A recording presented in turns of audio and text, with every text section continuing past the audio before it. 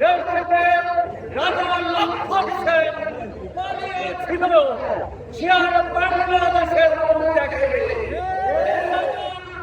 2024 সালে 5ই আগস্ট যারা পালিয়েছে, বাংলাদেশে আসার আর কোনো সুযোগ নেই।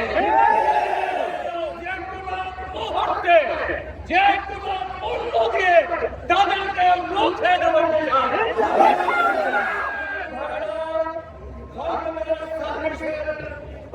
জুলাই জাগরণ, জুলাই জাগরণ, স্বৈরাচারের তত্ত্ব ভাঙে জুলাই জাগরণ, জুলাই জাগরণ, জুলাই জাগরণ, জুলাই জাগরণ, জুলাই জাগরণ। ও